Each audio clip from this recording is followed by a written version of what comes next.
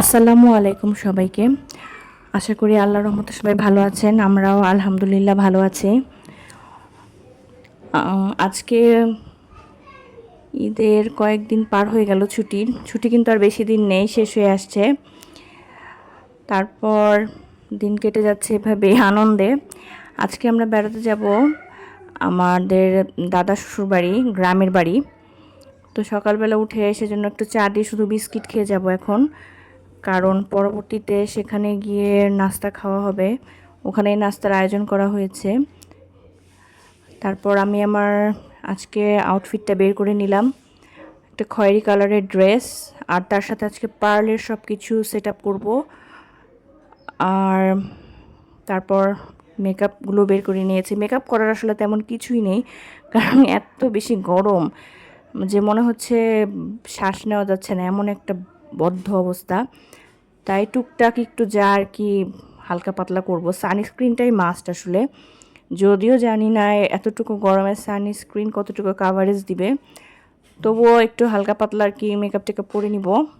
তো সব কিছু বের করে নিয়েছি সকাল সকালই, কারণ আমরা যেহেতু সকালে নাস্তা খাবো ওখানে গিয়ে, তাই একটু দ্রুতই রেডি হতে হবে। তো সব কিছু বের টের করে এখন রেডি হয়ে নিব। আমার নিজের রেডি হওয়া শেষ করে তারপরে বেবিদেরকেও রেডি করে দিব। ওদের জন্য একটু কমফোর্টেবল ড্রেসই বের করে নিয়েছি। তোরাই তো রেডি হয়ে গেছে, আর এখন আমরা রওনা হয়ে গেছি অটোতে। আমার ছেলে তার কাজিনের পাশে বসবে, মানে ওর চাচাতো বোন। আমার মেয়েও আর কি চাইছিল, কিন্তু তিনজনকে তার এক জায়গা বসানো যায় না, যেহেতু অনেকখানি দূরের রাস্তা। বাচ্চাদের ওই মানে পাশের রাস্তার সাইডে দেওয়াটা একটু রিস্ক হয়ে যায়। তবুও তো তাদের বায়না যে তিনজন একসাথে বসবে, পরে আর কি ব্যালেন্স করে বসানো হয়েছে। আর যেতে যেতেও কিন্তু রাস্তায় আজকে তেমন কোনো বাতাস লাগছিল না, মানে এতটাই গরম ছিল। অনেক সময় সিএনজি বা অটোতে উঠলে দেখা যায় বেশ বাতাস থাকে, কিন্তু আজকে সেরকম কিচ্ছুই না। প্রচণ্ড গরম, রোদের যেমন তেজ তেমন আর কি ঘেমে যাচ্ছি সবাই। তারপর এভাবেই আর কি যাত্রাপথ চলছে। আশেপাশের ভিউটা দেখতে ভালো লাগছিল, সুন্দর সবুজ চারিদিকে।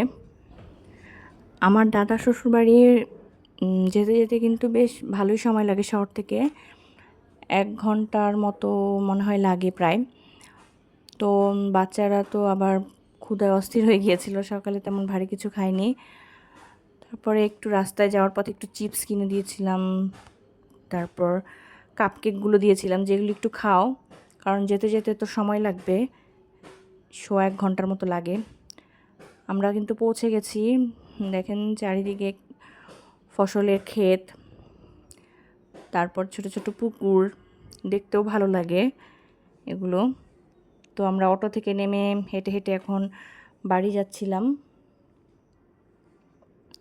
আর ওদের কিউরিসিটি তো অনেক বেশি। ওদের সবচাইতে পছন্দের জিনিস হচ্ছে গরু ছাগল এগুলো, মানে এগুলো নিয়ে তারা খুব হইচই করে। তো তারা গরু দেখছিল উকি দিয়ে পাশের এক বাসায়। তারপরে এই তো আমরা আমাদের বাড়ির উঠানে চলে আসলাম। এসে সবাই এখন যাচ্ছে বাচ্চারা গরু দেখার জন্য। মেইন অ্যাট্রাকশন হচ্ছে গরু, আর আমার ছেলে মেয়ে আর ওদের তো বেশি পছন্দ সবচেয়ে। আর এখানে কিন্তু হচ্ছে রুটি ভাজা হচ্ছে, চালের রুটিটা বানানো হয়েছে, চালের রুটি। আর মানে ঈদের পরে তো গরুর মাংস, এটাই সকালে নাস্তার আয়োজন। কিন্তু এত গরমে মানে খাবারের রুচি চলে গিয়েছে, এত পরিমাণ গরম, যেটা সবাই নিশ্চয়ই ফিল করছেন। সেটাকে বলে যে আম কাঁঠাল পাকার যে গরমটা, আসলে ব্যাপারটা অনেকটা এরকমই। তারপর আমরা ভেবেছিলাম একবার যে রান্নাঘরের পাশে বসেই খাবো, কিন্তু সেটা আর হয়নি। ঘরে চলে এসেছি খাবার নিয়ে, কারণ গরমে না ওখানে বেশি বসতে ইচ্ছে করছে না। ঘরে তাও একটু ফ্যান আছে, ফ্যানের নিচে বসে তাও একটু বাতাসটা পাওয়া যায়, সেজন্য ঘরে নিয়ে এসেছি খাবার দাবার। খাবার দাবার শেষ করে এখন একটু আশেপাশ দিয়ে ঘুরতে বের হয়েছি। মাঝে মাঝে একটু একটু বাতাস বয়ে যাচ্ছিল হালকা, তখন মনে হচ্ছিল যে অনেক বৃষ্টি হতো যদি, তাহলে খুব ভালো লাগতো, হয়তো আমরাও একটু বৃষ্টিতে ভিজতে পারতাম। কিন্তু বৃষ্টির কিন্তু কোনো দেখা নেই, একদম ড্যাম একটা ওয়েদার, পুরো ভ্যাপসা গরম।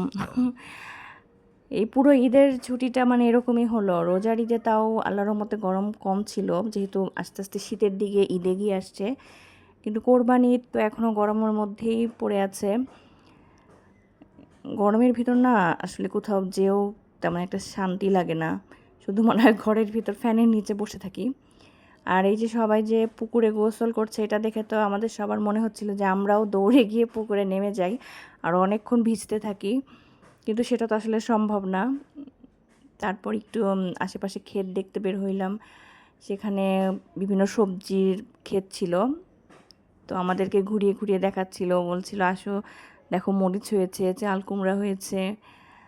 বাচ্চারা তো দৌড়োদৌড়ি বড় খোলা জায়গা পেয়ে। এই যে দেখেন কি সুন্দর সুন্দর চাল কুমড়া ঝুলছে জাংলায়, দেখতেও কিন্তু ভালো লাগে, একদম সতেজ সবুজ পুরো ক্ষেতের থেকে। আমাদের কিন্তু প্রায় সবজি পাঠায় গ্রাম থেকে আমার শাশুড়ির কাছে, সেগুলো আবার বেশ সুস্বাদু হয় যেহেতু একদম তাজা। আর আমিও এখানে কিছু ফটোশ্যুট করছিলাম দাঁড়িয়ে দাঁড়িয়ে গরমের ভিতরেই, কারণ ফটোশ্যুট তো আর বন্ধ থাকে না যেখানেই যাই। তারপর দুপুরে খাবারের আয়োজনে কিন্তু হালকা পাতলাই ছিল, মানে বাংলা খাবারটাই বেশি প্রেফার করেছি, ভর্তা টর্তা, যে গরম।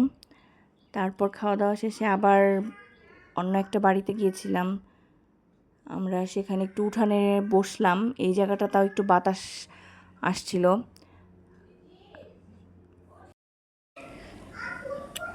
তারপর না মানে বিকালের দিকে একটু ঝিরিঝিরি বৃষ্টির মতো হয়েছিল, কিন্তু ওইভাবে খুব বেশি একটা বৃষ্টি হয়নি, হালকা কিছু ফোঁটার মতো পড়েছে বৃষ্টির।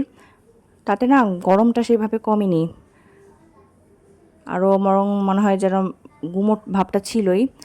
আর বিকালের দিকে আমরা সবাই একটু যে কাঁচা আম মাখা খেলাম, আমার জায়েরা আমি বসে খেয়ে দিয়ে এখন রওনা হয়ে যাব, কারণ পৌঁছতে পৌঁছতে কিন্তু আমাদের আবার সময় লেগে যাবে। আর সারাদিন না সবাই খুব টায়ার্ড, এই গরমের মধ্যে সবাই একদম আসলে ক্লান্ত হয়ে গেছে। তো আমরা রওনা হয়ে গিয়েছি। আর বাসায় পৌঁছে একটু সবাই নুডলস খেলাম, যেহেতু মানে অনেক টায়ার্ড ছিলাম, সবার ক্ষুধা পেয়ে গিয়েছিল। তারপর রাত্রেবেলাও ভর্তা ভাতের আয়োজন ছিল, আর সাথে কিন্তু যেহেতু কোরবানি ঈদ, গরুর মাংস তো থাকেই। সবাই খাবো না খাবো না বলে, কিন্তু দেখা যায় তাও সবাই একটু একটু গরুর মাংস ঠিকই খায়। আর আজকের ব্লগটা এই পর্যন্তই। ভালো থাকবেন সবাই, ধন্যবাদ সবাইকে।